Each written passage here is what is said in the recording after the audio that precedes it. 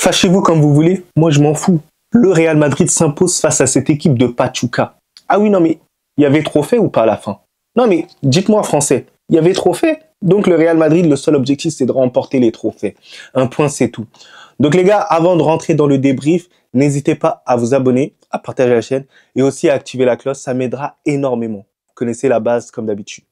Bref les gars, le Real Madrid jouait contre Pachuca en coupe internationale, je ne sais pas quoi. Voilà. Les gars, on va pas se mentir, il y avait trophée à la fin. Nous, on voulait remporter le trophée. L'objectif du Real Madrid, c'est de terroriser tout le monde. C'est chose qui a été faite. Victoire 3-0.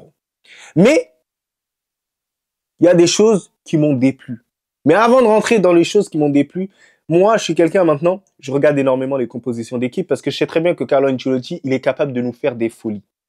Donc, au cas, il a décidé de mettre Thibaut Courtois. Il aurait pu mettre Louni. Voilà. Mais on sait très bien qu'il aime pas trop changer, des fois, voilà, tranquille. Donc, les 4 défenseurs, ça a été Lucas Vazquez, Fran Garcia, Tchouaméni et Rudiger. Honnêtement, je ne sais pas ce qu'il a envers Asensio. Moi, ça me blesse et ça me fait du mal. Parce qu'Asensio, il était aussi bon dans la relance comme dans la récupération. Il faisait son job. Voilà, on l'a éjecté comme du n'importe quoi, normal comme ça. La méritocratie, il n'y a pas trop avec Carlo Ancelotti, il faut pas trop se poser de questions. Les deux en sentinelle, c'était Valverde et Camavinga. J'allais dire Lucas Vazquez, complètement comme un fou. Mais les deux, j'ai été agréablement surpris. Je me suis dit, bah, c'est bétonné, ça bouge pas. En tant que numéro 10, Bellingham, comme d'habitude, le trio offensif, Rodrigo, Vinicius et Mbappé en pointe. On pouvait se poser la question si Mbappé allait débuter à la place de Vinicius à gauche. Mais au final, bah, ça a été interverti, bah, ça me va. Moi, dans tous les cas, ça me va sur ce sens-là. Donc moi, j'étais relativement satisfait de cette composition d'équipe, mis à part, voilà, le fait que Asensio ne soit pas titulaire, mais j'ai été satisfait. Voilà, on va pas trop abuser aussi du compte. C'était juste au niveau des latéraux que j'ai un peu peur, mais il est assez restreint en termes de choix. Donc les gars, cette première mi-temps, déjà on va analyser cette première mi-temps. La première mi-temps, moi j'ai été affreusement déçu. Mais vraiment, vraiment je me suis dit, mais ouais, je reconnais pas mon Real Madrid.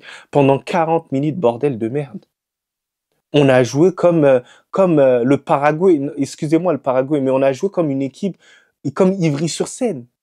Oui, non, mais on défendait, ils avaient plus d'occasions que nous, mais je me suis dit, mais on est où? On va avoir nos habitudes même face à Pachuca. Après, sur la fin de première mi-temps, moi, ce que j'ai apprécié, c'est quoi? C'est que il y a une pression vers l'avant. Et le Real Madrid, on a réussi à récupérer les ballons beaucoup plus haut.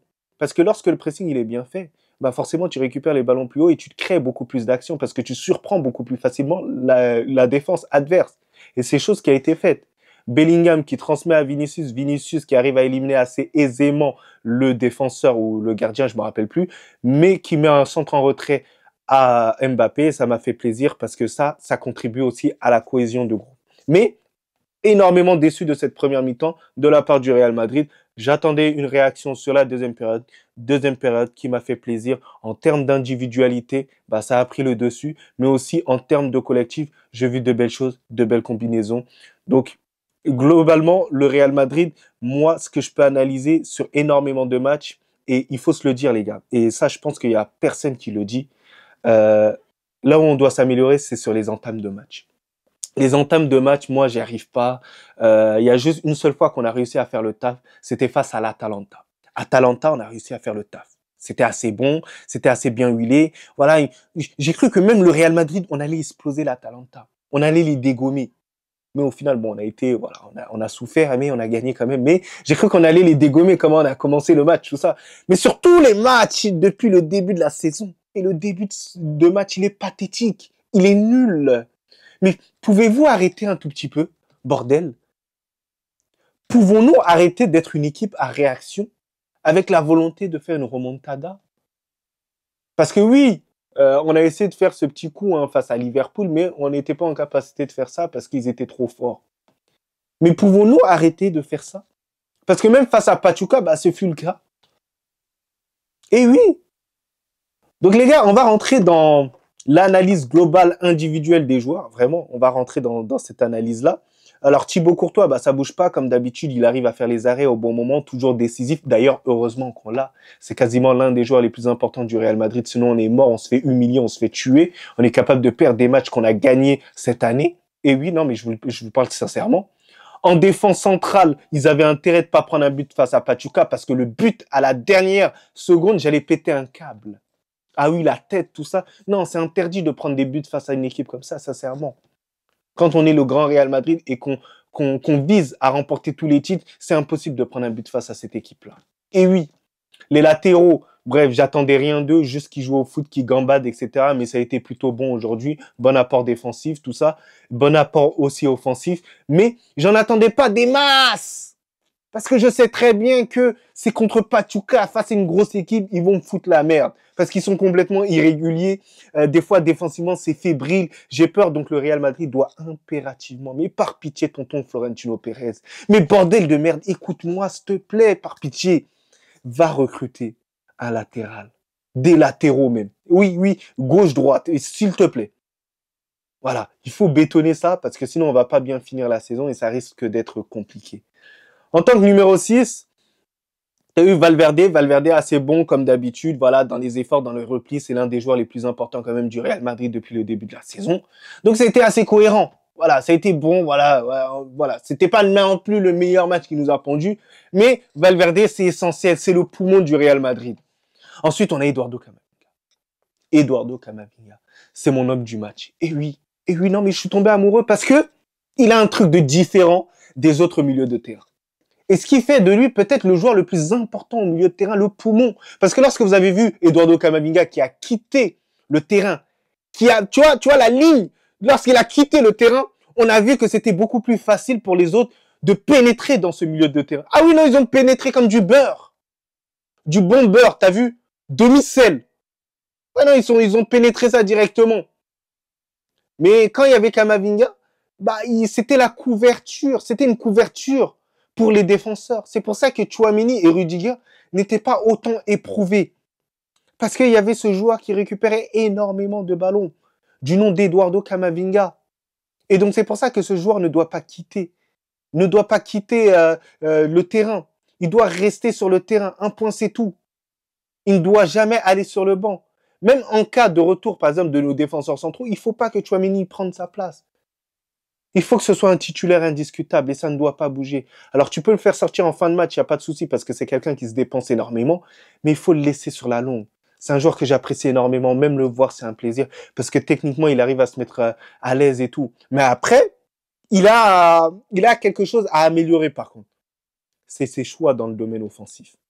Parce que moi j'ai l'impression que des fois il a ce petit déchet là et pour moi il doit prendre les bonnes décisions. Et là, pour moi Camavinga, il prendra un cap. Il va dépasser un truc. Et c'est ça qui va le faire du bien. Ensuite, on a du Jude Bellingham. Jude Bellingham, merveilleux. Incroyable. Et Jude Bellingham, moi, je vais vous expliquer un truc. Jude Bellingham, c'est le genre de joueur, lorsque tu le laisses un tout petit peu de liberté, il va faire en sorte de te le rendre bien. Il va te rendre ta confiance. Parce qu'il y a des joueurs, en fait, c'est des imbéciles. Tu vas leur donner de la liberté, ils vont abuser de la liberté. Mais lui, il n'abuse pas de la liberté. Il se met quand même des limites pour faire briller aussi les autres. Parce que même lui brille, mais pour briller les autres, voilà, tranquille. Dans ses gestes, dans sa gestuelle, il me fait penser à un certain Zinedine Zidane. Et oui, non, mais parce qu'il y en a certains, ils vont me prendre pour un fou. Mais oui, il me fait penser à Zinedine Zidane un tout petit peu dans le toucher. Je ne dis pas que c'est le même niveau, mais c'est dans le toucher. C'est l'un des joueurs qui se rapproche le plus, même dans sa manière de tomber, même dans sa manière de faire la passe. La passe qui nous délivre à Vinicius. Il y en a beaucoup qui la donneraient à Mbappé. Mais il la donne à Vinicius parce qu'il sait très bien que c'est la passe qui ne serait pas interceptée. Et ensuite passe directement à Mbappé, mais délice. Non, un super match de Bellingham. Et en plus dans les efforts défensifs, mais il se ménage pas. C'est le premier quasiment à enclencher le pressing et à pousser les attaquants à le faire. Donc ce joueur, c'est aussi l'un des poumons aussi du Real Madrid et l'un des leaders. Et c'est un capitaine sans avoir le brassard aussi. C'est impressionnant. Ça fait quand même que 2 ans qu'il est au Real Madrid. Même pas 2 ans. Voilà, c'est pour vous dire français. Il a une importance mais monumentale. Donc les gars, ensuite, les 3 de devant, pour moi, ils ont été assez bons au niveau de l'animation. L'animation, j'ai bien aimé leur relation. Voilà, on a senti que, bon, vas-y, ça se mélangeait bien. Voilà, c'était comme le chewing-gum à Carlo Ancelotti quand il est en train de le manger. Tu sentais qu'il appréciait chaque instant. Voilà, ils appréciaient chaque instant, comment ils étaient en train de jouer, tout ça, malgré que la première mi-temps de Rodrigo ne soit pas bonne. Alors, On va parler de Rodrigo sur la fin. Vinicius, pour moi, son match, c'est une masterclass. Pourquoi? Parce que Vinicius n'était pas à 100% aujourd'hui. Il n'était pas à 100%. Il était fatigué, ça se voit.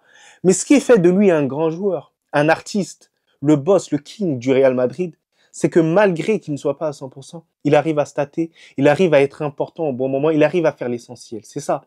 Marquer son but et faire une admirable passe décisive à Mbappé qui finit par la suite. Et c'est ça qui fait que Vinicius a réussi à progresser de plus en plus. Même dans ses déplacements, il est capable de s'incorporer dans l'axe pour pouvoir faire des appels, pouvoir créer le jeu. Et c'est ça où j'ai trouvé que Vinicius s'est amélioré par le retour, en fait, par la venue plutôt de Kylian Mbappé. Kylian Mbappé est venu au Real Madrid, Vinicius a élargi sa palette pour pouvoir mieux combiner aussi avec Kylian Mbappé. En parlant du loup, Kylian Mbappé a fait un super match aujourd'hui. Dans sa relation avec tout le monde, vraiment, tu as senti que Kylian Mbappé comprenait de plus en plus comment jouer en tant que numéro 9. Ah oui. Ah oui, quand il se braille le maillot, mais bordel, ça me fait kiffer, les gars. Ah oui, non, mais ça me fait pas bander. Mais ça me fait kiffer, les gars. On va pas se mentir. Oui, non, mais pas loin de me faire, voilà, t'as vu? Mais ça me fait kiffer. Parce que ça me fait penser un tout petit peu à une Degs, à la R9. Et oui, non, il a compris. Voilà, il s'est braillé le maillot pour se rappeler que ce n'est plus un ailier gauche. C'est un attaquant de pointe. Et moi, j'ai aimé, lorsqu'il décroche, sa qualité technique. Sa recherche de relation avec Bellingham et Vinicius. Il a essayé de chercher Rodrigo. Mais Rodrigo, comme je vous ai dit, lors de cette première mi-temps, il n'a pas été bon. Il a été humble. Et bordel de merde, arrête d'être humble. Sois un tout petit peu arrogant, Rodrigo. La problématique de Rodrigo, c'est que il aime bien, j'ai l'impression, caresser les fesses des fois de Vinicius, de Mbappé et de Bellingham. Alors que c'est un joueur qui est en capacité de faire la même chose. D'être bon, d'être au devant de la scène. Il l'a fait lorsque ils étaient absents. Donc pourquoi tu n'es pas en capacité de le reproduire quand ils sont là? Prendre la lumière, accepte d'avoir la lumière. Ne renvoie pas la lumière à chaque fois. Bénéficie de ça. Sinon, tu vas parler dans les médias, tu vas dire, ouais, non, mais je suis mis de côté. Non, mais c'est toi qui veux des fois. Tu désires ça, on a l'impression. Tu es trop poli. Il faut être impoli des fois. Et oui. Et en deuxième période, le laps de temps où tu as été impoli, t'as marqué. Et c'est parce que tu es en capacité de le faire. Tu as cette spécificité. Parmi les joueurs de devant, c'est le joueur qui tire le mieux en dehors de la surface de réparation. J'ai pas peur de le dire. C'est l'un des joueurs qui a le plus gros potentiel. Et oui, bon, le plus gros potentiel, j'avoue, j'abuse un tout petit peu. Là, je l'ai un peu maxé, tout ça, parce qu'il y a énormément de talent aussi offensivement. Mais c'est pour vous dire qu'il faut qu'il ose beaucoup plus. Parce que sinon, au final, il faudra qu'il fasse le choix probablement de partir dans un autre club pour briller. Parce que moi, ça me fait du mal de voir Rodrigo autant se restreindre lors de cette première mi-temps et entend bien jouer en deuxième période, lorsque il ose un tout petit peu plus. C'est cette facette-là que Rodrigo il doit améliorer. Après, pour les remplaçants, Modric et Brahim Diaz, bon, j'ai pas énormément de choses à relever, tout ça. Bon, voilà, ils ont fait leur entrée normale et tout. Mais moi, je veux parler d'une entrée Ceballos. Ceballos, tout simplement stratosphérique, étincelant. Je t'aime, Ceballos, maintenant. Voilà, je t'ai critiqué, j'ai été bête, j'ai été débile. Je suis une merde. Voilà, je suis une merde. Je ne vaux rien. Voilà, t'es le boss, t'es le king. Voilà, lorsqu'il est rentré, t'as senti que le gars, il sentait le jeu, il sentait la fleur d'oranger, il comprenait comment les déplacements devaient être faits. C'est le joueur qui se rapproche de plus en plus de Toni Kroos. Oui, parce que le Real Madrid actuellement est en difficulté au milieu de terrain. Et le joueur qui se rapproche le plus, même s'il est à des années-lumière de ce joueur-là, c'est Ceballos. C'est Ceballos. Ceballos, qu'est-ce que c'est agréable de le voir jouer, de le voir fouler. Il a un QI football. Je donne la balle, je me déplace. Mobilité. Je comprends sur du jeu long. Donc il faut qu'il continue comme ça parce que là, j'ai l'impression qu'il commence à assurer une place de titulaire. Et moi, ce que je reprochais à Ceballos, c'est en fait cette régularité. Des fois, il n'a pas cette régularité. Et là, moi, ce qui m'a fait plaisir, c'est cette régularité. Donc les gars, c'est la fin de mon débrief. Agréablement, ça va surpris de la deuxième période parce qu'il y a eu une réaction. Cette première période qui m'a déçu, franchement déçu. Il faut qu'on arrête d'être en réaction, comme je vous ai dit. Donc les gars, dites-moi un peu vos tops et vos flops. Mais sinon, en vrai, ça va toi? Bon, en tout cas, bien, alhamdoulilah.